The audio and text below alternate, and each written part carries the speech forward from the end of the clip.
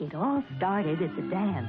Homolka alleged again today that it was Bernardo who first thought of dismembering Leslie Mahaffey's body. To be a special night. Homolka of being an equal partner, the sexual aggressor, and ultimately the one responsible for the deaths of French and Mahaffey. With a complete wardrobe of perfectly tailored... And raping young women for 3 years. Toronto police released this composite drawing of the serial rapist. It was a dead ringer for Paul Bernardo. She refers to herself as the little fantasy girl. She calls him the big bad businessman. What these 4 tapes allegedly contain are some of the most graphic, sick, sadistic acts. I see my husband. See where the romance will lead. It could lead to this.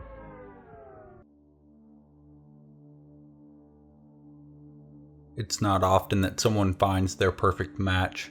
The odds are astronomically small that you'll actually find the single most compatible person on this rock crawling with almost 8 billion people.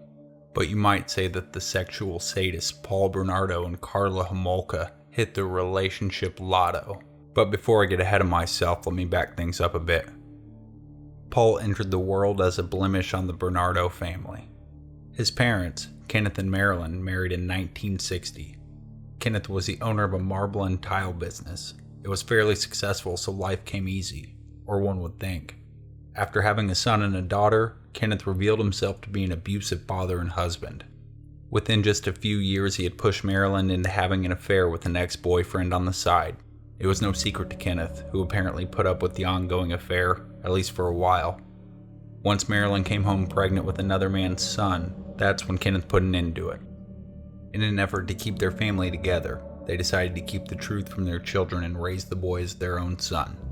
Paul Bernardo was born on August 27, 1964, with Kenneth Bernardo listed as the father on his birth certificate. Kenneth did his best not to make Paul feel different, but somehow Paul felt like his beatings and beratings were a little worse than the others. But at least he wasn't being molested like his sister was, something that was becoming normal as Kenneth's proclivity for young girls came to light. In 1975, Kenneth was charged with child molestation for fondling another underage girl.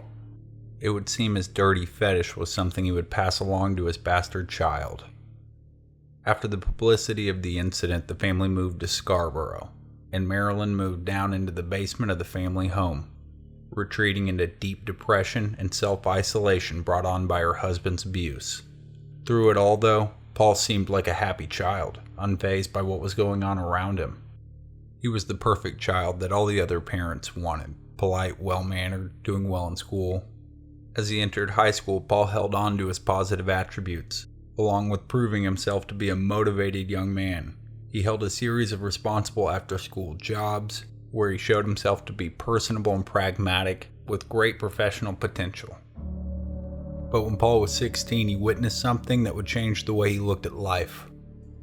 An argument had broken out between his parents. Arguments were nothing new. He'd grown up believing that a violent, angry home life was the norm. The thing that made this fight different, though, was the reveal of Paul's true father. After being slammed with the truth unceremoniously, he began to call his mom a whore and a slob. He hated his father too, but Paul was a pussy and only ever took his anger out on women, something he picked up from the man who raised him. As Paul rounded out puberty, a deep disdain for women and a normalization for abuse grew in his mind. He went to Sir Wilfrid Collegiate Institute, and after graduating he went to work for Amway, who encouraged a sales mentality in their workforce and culture. Many of the techniques that they teach are simple psychological tricks for developing trust and a sense of worth in another person. These techniques are great for sales, but they're good for all sorts of things really. Paul the pervert and some of the other Amway gang decided to use those techniques on women at the bar, and he found that they worked pretty well. During this time, Bernardo enrolled in the University of Toronto, Scarborough. Paul fell in love with the club scene and manipulating girls that he found out at the bars. I say that because he had to get a second income just to support his new lifestyle. He started dealing in stolen goods and smuggling cigarettes over the US-Canada border. And as Paul gave himself one allowance after another, his true depravity started to show its ugly face. The tendencies he learned from his parents during his childhood of abuse and infidelity began to turn into more of a fetish that would become more and more evil and violent until the day that Bernardo was finally stopped. Initially, he would get his kicks from humiliating women in public. He also liked to humiliate them in the bedroom, but in a different way. If his girlfriends from the time can be believed, he had no problem smacking a woman, and he had a bit of a scat fetish as well. Paul graduated from the University of Toronto and got a job working as a junior accountant at Price Waterhouse. It wasn't long before his fetish graduated as well, from violent kinkster to pedophile rapist. Escalation was quick with Paul, as we will see. He was a charming and good-looking man with the unique ability to talk a woman back home, but this is not what he really wanted. He didn't want to convince a woman to fuck him. That was easy. He wanted to take it from her. Paul had taken notice to how vulnerable young women waiting for a bus or getting off to walk home were, so he got curious and he began stalking the bus stops around Scarborough. At 1 a.m. on May 4th, 1987, he finally got the nerve to strike. He spotted a young woman getting off the bus. She started to walk home. As she came upon her parents' house, Paul attacked from behind and held her down, tearing off her clothes. The attack lasted for more than half an hour, and once it was all over, Paul just told her to stay on the ground, and then he got up and ran off. After getting away with the first rape, he couldn't get enough. He began spending many nights parked near a bus stop waiting for his next opportunity. Over the next 2 months, he raped at least 2 more girls in the exact same way.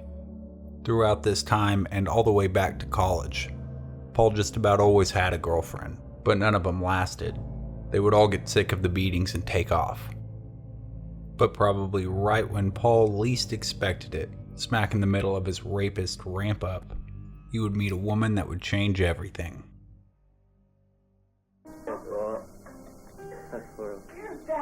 You're bad. On October 17th, 1987, with at least 3 rapes under his belt already, 23-year-old Paul Bernardo met 17-year-old Karla Homolka at a Scarborough restaurant. There was an instant attraction between the two, and there was a genuine connection as well. Where most girls were turned off by his kinks, Karla encouraged Paul's rough, sadistic behavior. Because she liked the rough stuff too. She liked to be handcuffed and slapped around, and more than anything, she liked to please. In one of their earliest naked tumbles, Paul was roughing up a bound-up Karla, and he asked her directly what she would think if he was a rapist. And she said she thought it was pretty cool. That's exactly what Paul wanted to hear, and that boy was in love. A little over 2 months after meeting, on Christmas Eve of 1987, Paul proposed to Karla and she said yes. Although several years passed and countless more women raped before they officially tied the knot, Karla knew exactly what Paul was doing in Scarborough, and she was just enjoying their time together. She was living with her folks while she got her degree from Sir Winston Churchill Secondary School. Paul was already narcissistic and becoming more confident in his methods, but behind every great man is a great woman. With the ego boost from his new sadistic cheerleader, Paul began raping women at bus stops at an insane pace.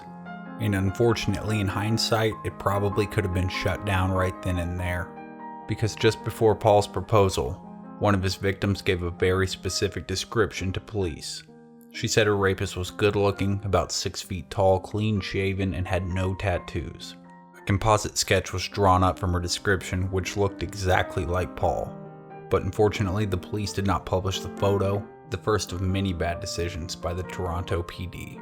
And although they didn't release the photo, the local news was beginning to report on the newly dubbed Scarborough Rapist, a shadowy figure stalking the bus stops of the suburb, looking to grab up little girls.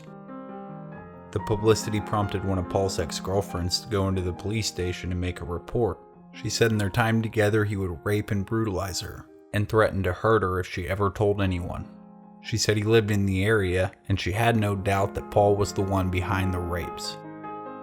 For more than 2 years, the police let this useful information sit in their files while Paul Bernardo, egged on by his horny fiancée, raped at least 13 more girls. In fact, he was so busy terrorizing Scarborough that he lost his job as an accountant and was now full-time smuggling ciggies over the US-Canadian border. Karla graduated in 1988 before getting a job at Thorold Veterinary Clinic as a vet assistant. Now that Karla was the breadwinner, this validated Paul's lifestyle even further, which only accelerated the dark fantasies of the two sexual sadists. Karla also picked up some useful skills. She became accustomed to administering sedatives at her new job, a practice she would later find helpful for her sadistic love life. Karla knew Paul lost his job. They were very open with one another, but that information was best kept from the rest of the family for appearances, another thing they both found important. And it was smart for them to keep up appearances because in May of 1990, 3 years and countless rape victims later, the police decided to release the composite sketch they had on the Scarborough Rapist. Many of the victims that were shown the picture said it looked just like their attacker. The sketch, along with the $150,000 reward, opened the floodgates for tips. Of the 16,000 or so that they received, most of them were useless. But there were a handful that came in about Bernardo, from old coworkers and acquaintances. This prompted Detective Steve Irwin to pay him a visit. I know how to catch him. Paul, who was living with his parents at the time, invited the detective in and answered all of his questions. He didn't seem tense and he was happy to give over hair, blood, and saliva samples. He joked that it would help him get people at work to stop giving him shit for looking like a rapist in the paper. The whole performance worked like a charm. The DNA was filed away, but it was one of 50,000 samples backlogged for testing in the area. Most of those were for the Scarborough Rapist case. Testing began, but eventually Bernardo's samples were put on the back burner. After a few months passed and it seemed like he was in the clear, Paul decided it was time to get out of Dodge. It wasn't a desire to move in with or marry his fiancée that made Paul move to St. Catharines to live with Karla, her sister, and their parents. I think it was panic. But what do you know, once he left town, the rapes in Scarborough came to a halt. Because Paul wasn't thought of as a suspect, his departure and the fallen rapes were not linked, and the case lost relevancy in the public's eye. Now under the same roof, Paul's activities were in plain sight to Karla, but she helped hide Paul's activities from her family because she was more loved than ever. Paul liked young women, and Karla was young, but what he really wanted was a virgin, and Karla wasn't that. It was a constant issue and Karla took it to heart. She truly wanted to please Paul. Paul, on the other hand, was now more interested in Karla's younger, virgin teen sister Tammy. Karla noticed the way he looked at her, but she didn't have to because Paul wasn't shy about saying that he wanted her younger sister. Karla probably viewed her fiancé's sadistic hobby as a reflection of her own shortcomings, so she began to be more proactive to please her soon-to-be husband. One of the Scarborough victims remembers a blonde woman with a camera, so there's a pretty good chance her curiosity had already lured her into participating. Karla and Paul began spending more time with the 14-year-old, sneaking her alcoholic drinks on the weekend, or helping her and her friends get booze. Tammy thought her sister had found her Prince Charming, and she was just basking in the light of their love. Unbeknownst to her, her big sister was planning and organizing the deflowering that she could never give her own fiancé. You see, by this point, Karla had been putting animals to sleep for surgery for almost 2 years. She had familiarized herself with the compounds that she used. She also took note of the lax chain of custody and inventory at her clinic, so she slowly started pocketing the materials that she would need to safely knock out her virgin sister. On July 24th, 1990, once the couple felt good about their sick plan, they had dinner with Tammy, something that had become a regular occurrence. Tonight's dinner was spaghetti, although Tammy's serving got a special ingredient that no one else has had, a safe but sufficient dose of crushed up Valium that had been mixed in with Tammy's spaghetti sauce. By the end of dinner, Paul and Karla were dragging the unconscious teen to the couch. There in the family home, while her parents slept upstairs, Paul raped the 14-year-old with his fiancée, her older sister, watching and getting off to encourage the depravity. Unfortunately for the couple, the whole thing was ended much earlier than they wanted when Tammy started to wake up. They played it cool and the event went unnoticed overall, and although he had raped the young teen, Paul hadn't finished, and he didn't consider it taking her virginity. In the coming weeks, in true egomaniac fashion, Paul opened up to Karla that he had gotten drunk and made out with Tammy on a beer run one evening. Paul, a true sociopath, seemed to be bragging more than confessing. This only made Karla want to please her husband even more, though. She would have to come up with a way to make the rape last long enough without Tammy waking up to make Paul happy. And it was this sick need to push the envelope even further that would lead to the end of Tammy's life. On December 23rd, 1990, the Homolkas had their yearly Christmas dinner. Everything went great and the place looked beautiful, an excuse for Paul to break out his new video camera. Paul recorded the sisters and the parents and the celebrations of the night, but once the festivities wound down and the parents went to bed, Karla mixed up a special drink for her sister. The adults had been drinking eggnog and rum, so cool older sister poured her one up and laced it with sleeping pills, and thus the night began. Paul turned the camera back on as the now 15-year-old got drowsy. Karla produced a rag and soaked it in the anesthetic halothane, which she would use to make sure Tammy didn't wake up while her and her husband had their way with her. With the camera rolling, she applied the rag, and they took turns using her unconscious body however they pleased. But again, something went wrong. Without the proper medical equipment to give Tammy the medicine, it was far more dangerous than it usually was. Tammy began to vomit while Paul was on top of her. The couple panicked and Karla turned her on her side, but she had just eaten dinner a couple hours ago and there was too much coming out. Tammy Homolka choked to death on her own vomit while her sister and her husband raped her. Paul and Karla quickly dressed the 15-year-old, who now had chemical burns from the rag all over her face.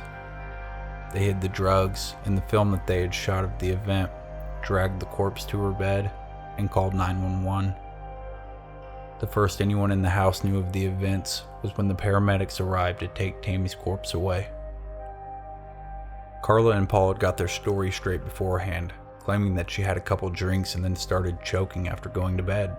They claimed they tried to revive her, but they had no luck. Despite the couple's odd behavior, no signs of resuscitation attempts, and the chemical burns to Tammy Homolka's face, the police could not disprove their story, and it was ruled an accidental death due to choking on vomit caused by intaking alcohol. Paul was well liked and trusted by the Homolka family, and they had no reason to believe that Karla was lying, so everyone just accepted it as a tragic accident, and that's exactly how the murderous duo played it. They even made a copy of the tape without the rape to show people while they cried over the events of the night. Not long after the death of Tammy, Paul and Karla moved out of the family home to, quote, help let the parents grieve. The couple began renting a bungalow in Port Dalhousie, a rural part of St. Catharines on beautiful Lake Ontario. Here, without any pesky anti-rape roommates, the couple could really blossom. Now with their own place, Paul and Karla continued to play the role of the grieving family members, but this wasn't really hard because their loss was real. Paul had lost his teenage sex toy, and Karla lost her solution to pleasing her husband's growing desires. They had everybody fooled, the police, the public, their family. But behind closed doors and with the camcorder rolling, their true feelings for Tammy came out. Karla would dress up in her clothes and pretend to be her innocent nubile and now deceased little sister. But they both knew it wasn't the same, and they would have to replace Tammy. But that was okay, because Karla actually already had somebody in mind. A girl that she had worked with years earlier at the local pet shop bore a stunning resemblance to Tammy. She was 6 years younger than Karla and 10 years younger than Paul. The girl, who I will refer to as Jane Doe, thought it was odd that Karla was reaching out to her and trying to hang out. Jane had always looked up to Karla and idolized her in a way, so when Karla asked her if she wanted to go on a girls' night out, a bit of shopping and eating, maybe some drinking, Jane didn't really put too much thought into it. The two spent the afternoon together having fun before Karla invited Jane back to her place for a nightcap. She agreed and the two retired to 57 Bayview Avenue. Karla poured the young girl a drink and it seemed like maybe she was a bit of a lightweight, because it seemed like she was almost ready to pass out after the first drink. After the second, she was done. Karla had laced her drinks with halcyon, and once she was out, she went and fetched her husband, who was waiting in the back. The entire evening had been arranged for Paul as a surprise wedding gift, and he was initially hesitant not to rape a young girl, but to let Karla use drugs to sedate her. It hadn't gone so well last time, but Karla assured him that she was in full control as she undressed the young girl. Paul agreed, and he went and fetched the camera before Karla started going down on the lifeless teen. And then Paul took her virginity before brutalizing her anally, just for fun. And then it nearly happened again. Jane began to vomit and choke. Karla panicked and she rolled her on her side like she had with Tammy, and then she called 911. But as she described the situation to the dispatcher, Jane began to breathe. Karla hung up and immediately realized this was probably not the right move. She called back a moment later to say everything was fine and that no help would be needed. Paul made Karla clean the vomit and blood from the girl and get her dressed before coming to bed. The next day, Jane awoke feeling terrible. She was sore and felt sick, but was convinced by her caretaker Karla it was just a hangover. It was that morning that she met Paul, who acted as if nothing had happened the night before. Satisfied with Karla's offering, at least temporarily, Paul decided it was finally time to go ahead with their wedding. In late 1990, the two had an incredibly lavish wedding. Karla was head over heels for Paul and let him control every aspect of it. Her dress, her vows, her hairstyle, they were all left up to him. Paul viewed the entire ordeal as transactional, though. His cigarette smuggling was his only form of income at this point, and he figured that he could use the wedding as a personal fundraiser. Still, almost nobody knew that he had lost his job as a successful accountant. In fact, from the outside, the two made up the perfect dream couple, the real-life Ken and Barbie, an aesthetic that was mirrored by their extravagant wedding.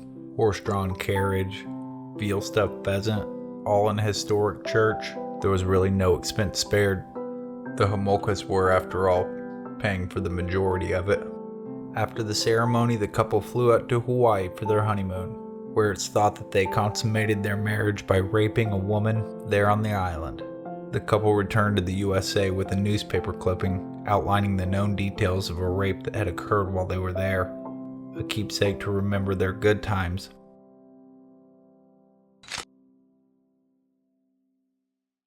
Of course, after the honeymoon came the honeymoon phase. The couple seemed happy and they continued this way for a few months without inflicting pain on anybody else.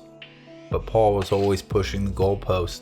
He would never be happy unless he was able to have any woman he wanted at any time, because that's what the narcissist in him believed. It didn't take him long to become bored of the wild sex that his wife could offer, and his darker urges, not all discouraged by his beautiful bride, would need to be fulfilled. Paul's cigarette smuggling business had created a need for stolen license plates, which he would use to make frequent trips over the border. He would take drives late at night looking for plates to steal.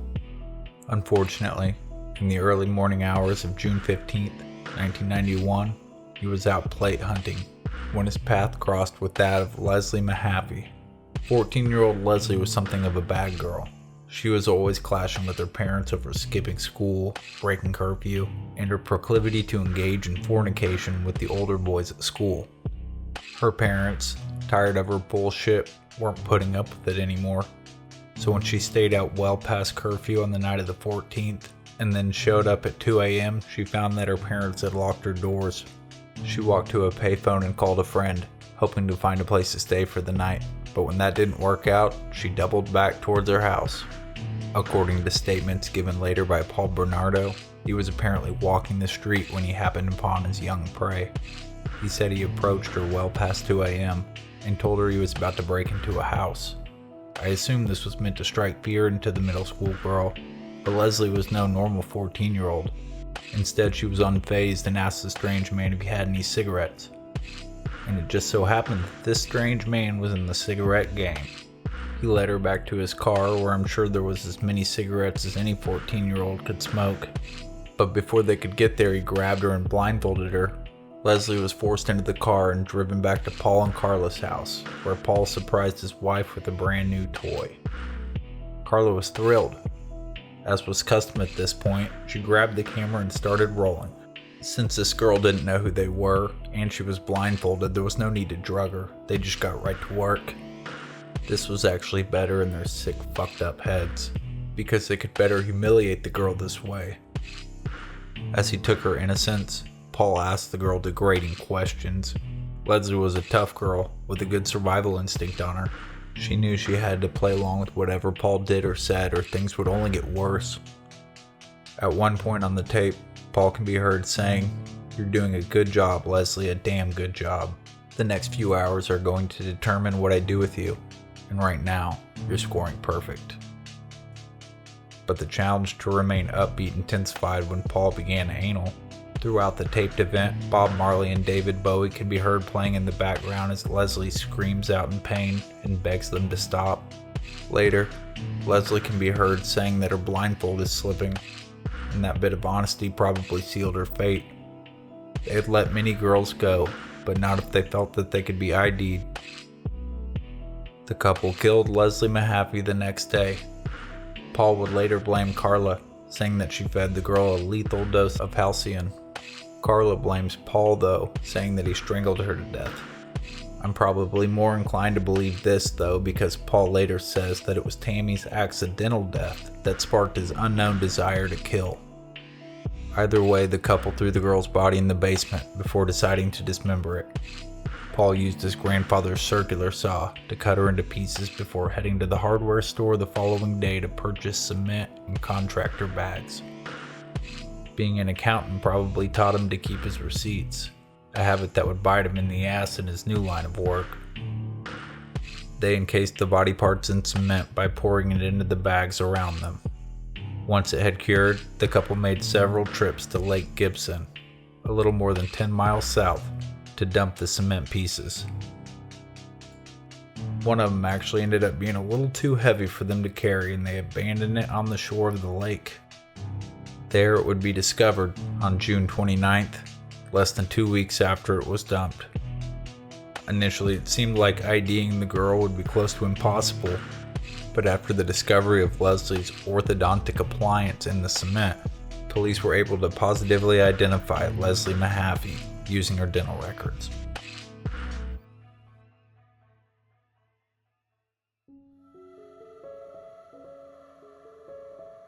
On the afternoon of April 16th, 1992, Paul and Karla went driving looking for another girl to abduct. They would make these trips a little after schools let out, with the hopes to catch a straggler in the transit. That afternoon, they found exactly what they were looking for. A 15-year-old girl named Kristen French was making her way home to begin the 3-day Easter weekend. She lived pretty close to Holy Cross Secondary School, but she had gotten a late start walking home, and the streets were fairly clear of potential witnesses. After spotting the girl, Paul and Karla pulled up in a parking lot ahead in the direction she was walking. Karla got out of the car with a map. She pretended to be lost, and when Kristen inevitably came walking up, she asked for directions. Paul, who snuck up from behind while she was distracted, grabbed Kristen French and forced her into the car at knife point. Paul put her in the front seat and Karla sat behind her, grabbing and pulling at her hair to keep her from running.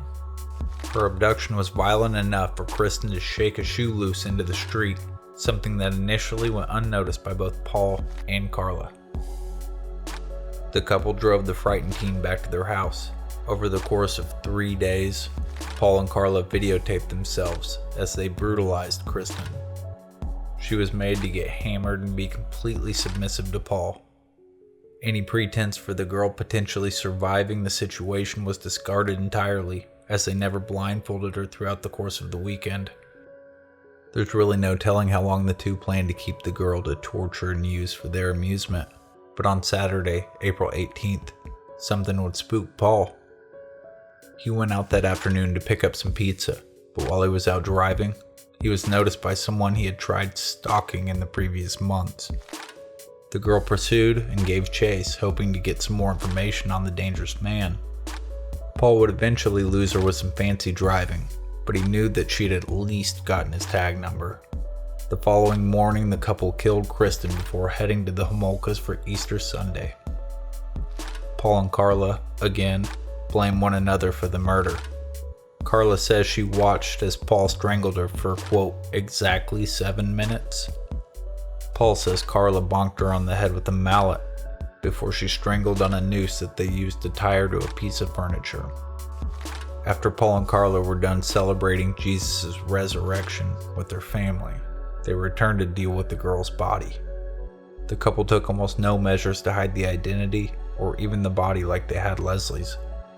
Karla cleaned the corpse of Kristen French before she cut off her hair, and the two drove the body 45 minutes away before tossing it into a ditch. Paul was right to be spooked. Kristen French's parents knew something was wrong immediately. They called the police when she didn't arrive home, and the distance between the school and their house was immediately searched, where a single shoe belonging to Kristen French was found in a parking lot.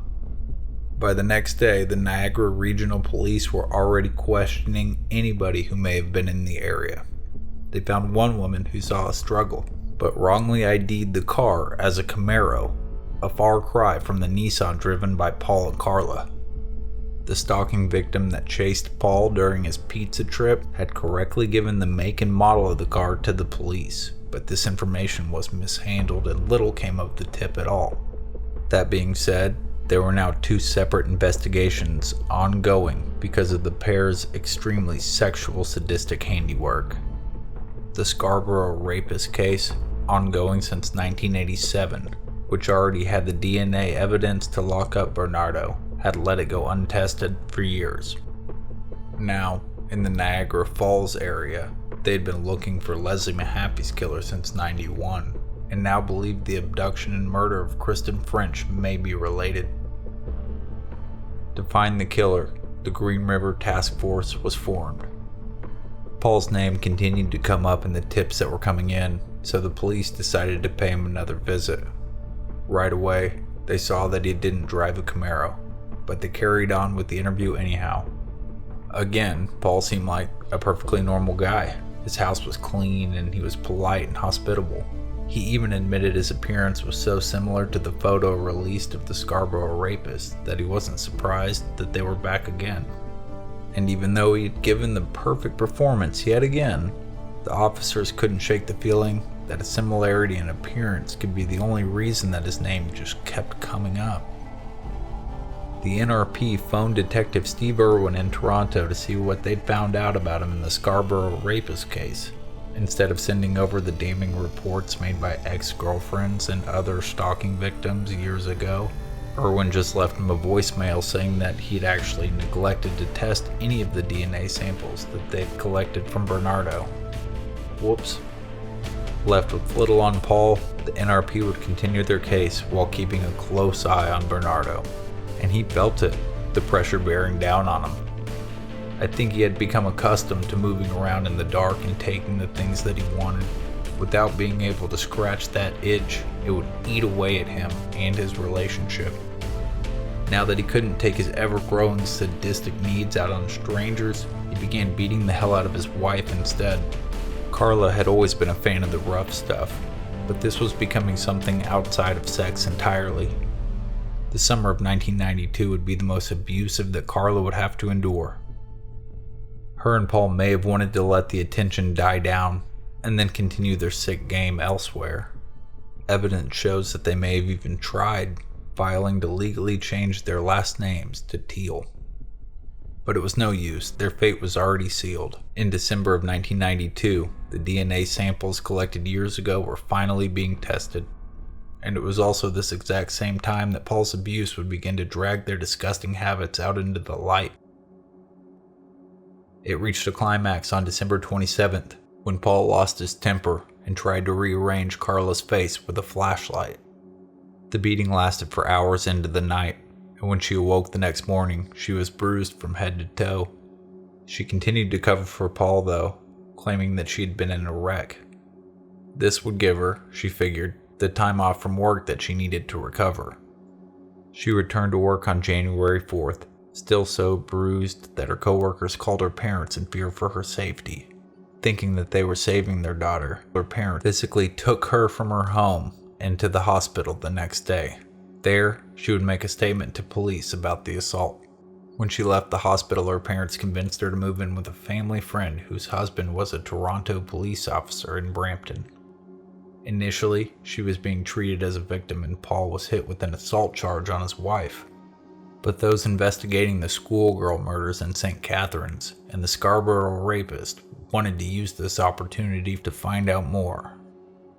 Karla was called in for questioning about her husband, and over the course of 5 hours, the questions shift from abuse at home to missing girls and unsolved rapes.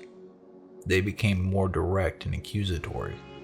Karla was asked about a watch that she had been seen with, one that looked a lot like one that Kristen French used to wear. Before Karla left that day, they asked her for her fingerprints. No confession could be gathered, but that wasn't really the point. They had scared the shit out of her, and all they had to do now was wait for her to fall apart. Karla went home and called her uncle and told him that Paul was the Scarborough Rapist and that he'd killed Kristen French and Leslie Mahaffey, choosing to leave out any mention of Tammy. Karla's uncle convinced her to lawyer up, and Karla did just that. Thinking it was best to go with the battered wife angle and say fuck Paul, he was going down for it all, she called a respected lawyer that she knew well from working with his dog back at the clinic. Karla spilled her sob story about being too terrified to leave through the years of rape and murder. Her old friend took it all in, and then the two came up with a strategy. A strategy that Karla knew would have to include Tammy, because it was all coming out one way or another. The NRP had already reopened her case. They went to the police and laid out a finely tuned tale of videotapes, torture, rape, and murder. The hope was to get full immunity. They played Karla, now separate and desperate, off against her husband perfectly, choosing to let the couple tear and scratch each other's stories apart, trying to reach freedom. Before offering immunity, they wanted to take a look at those tapes Karla was talking about, and lucky for them, they might have a way. 26 months after collection, the DNA results from the samples provided by Paul Bernardo were finally in. It turned out to be a positive match to semen collected from 3 of the open rape cases.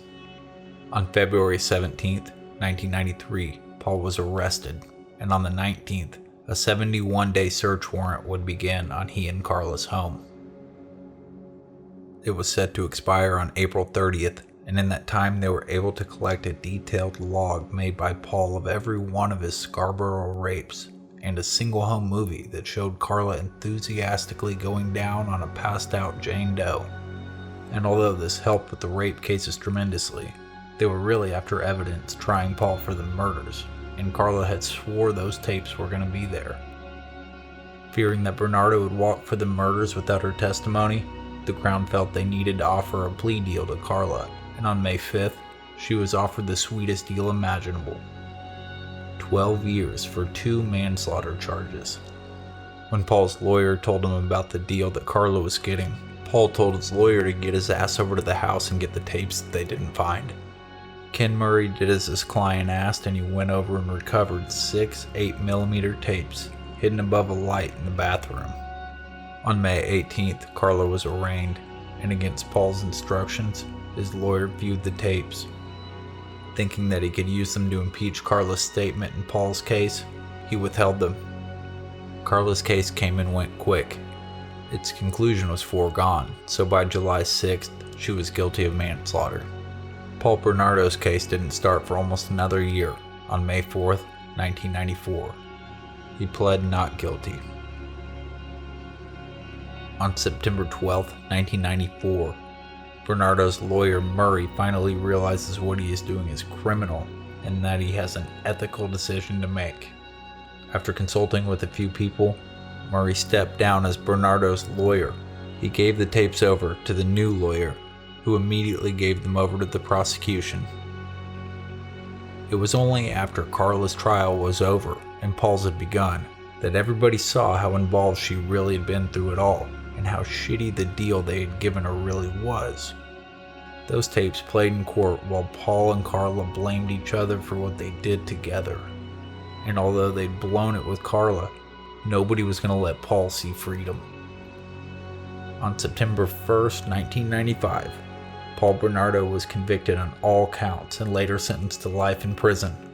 Soon after that, he was declared a dangerous offender by the courts, meaning that he would probably never see the light of day. Karla, on the other hand, seemed to be thrilled with her deal. She happily served her time out and was released in 2005. The lady who killed her own sister with drugs while gang raping her is 100% free, and in 2007 she even had a baby of her own. Paul and Karla's home movies that were played in court as evidence were so awful that the court ordered them incinerated in December of 2001. But if you're a fan of the filmmaker, don't worry, Karla is free to shoot the family movies that she loves so much. And as we wrap up the story of Paul and Karla, I want to thank everybody out there for watching. Let me know what you think about old Paul and Karla in the comments below. And don't forget to subscribe. And of course, I gotta send love to my patrons in the Maniac Ward. Buckethead, Tang, Michelle Lynn, Shane Stangy, Jacob Cruz, Babylonian Cowboy, and our newest addition, James Harrington. And with a generic social media plug, Manic out.